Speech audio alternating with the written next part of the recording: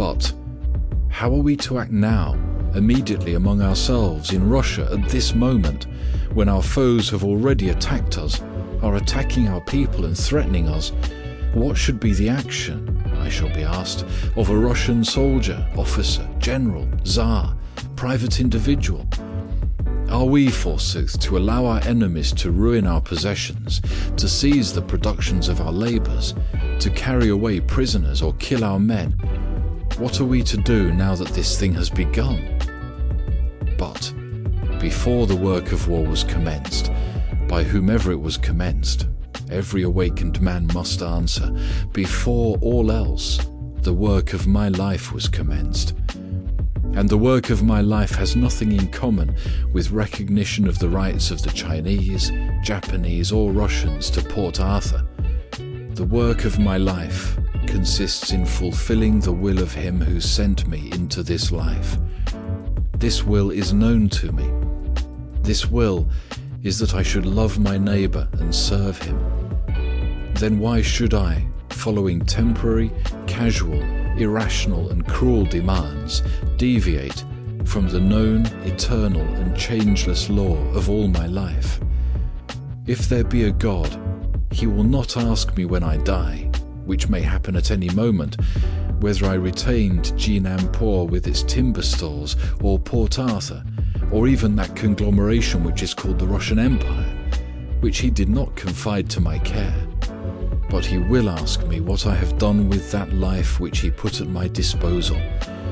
Did I use it for the purpose for which it was predestined, and under the conditions for fulfilling which it was entrusted to me? Have I fulfilled His law? So that to this question as to what is to be done now, when war is commenced, for me, a man who understands his destiny, whatever position I may occupy, there can be no other answer than this.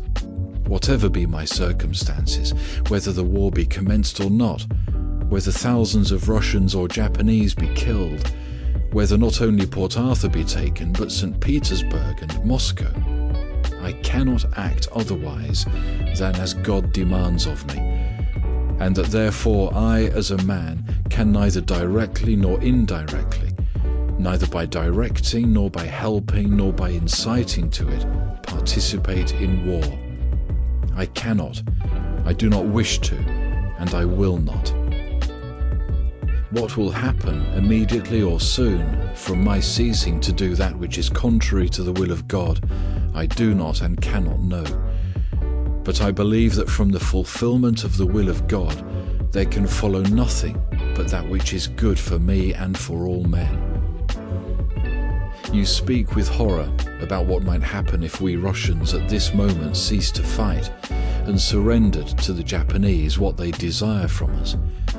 But if it be true that the salvation of mankind from brutalization and self-destruction lies only in the establishment amongst men of that true religion which demands that we should love our neighbour and serve him, with which it is impossible to disagree, then every war, every hour of war, and my participation in it only renders more difficult and distant the realization of this only possible salvation.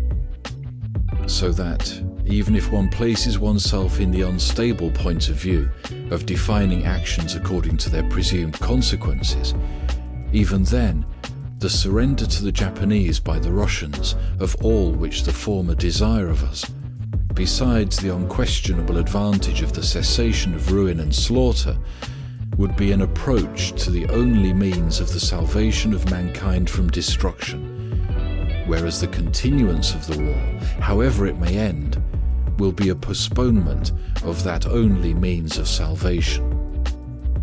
Yet even if this be so, it is replied, wars can cease only when all men, or the majority, will refuse to participate in them. But the refusal of one man, whether he be Tsar or soldier, will only, unnecessarily, and without the slightest profit to anyone, ruin his life. If the Russian Tsar were now to throw up the war, he would be dethroned, perhaps killed in order to get rid of him. If an ordinary man were to refuse military service, he would be sent to a penal battalion and perhaps shot. Why then, without the slightest use, should one throw away one's life, which may be profitable to society? This is the common question of those who do not think of the destination of their life and therefore do not understand it. But this is not what is said and felt by any man who understands the destination of his life, that is, by any religious man. Such a man is guided in his activity, not by the presumed consequences of his action, but by the consciousness of the destination of his life. A factory man goes to his factory, and in it accomplishes the work which is allotted him, without considering what will be the consequences of his labor. In the same way a soldier acts, carrying out the will of his commanders. So acts a religious man in fulfilling the work prescribed to him by God, without arguing as to what precisely will come of that work. Therefore, for a religious man, there is no question as to whether many or few men act as he does, or of what may happen to him if he does that which he should do. He knows that besides life and death, nothing can happen, and that life and death are in the hands of God whom he obeys. A religious man acts thus and not otherwise, not because he desires to act thus, nor because it is advantageous to himself or to other men, but because, believing that his life is in the hands of God, he cannot act otherwise. In this lies the distinction of the activity of religious men, and therefore it is that the salvation of men from the calamities which they inflict upon themselves can be realized only in that degree in which they are guided in their lives, not by advantage nor arguments, but by religious consciousness.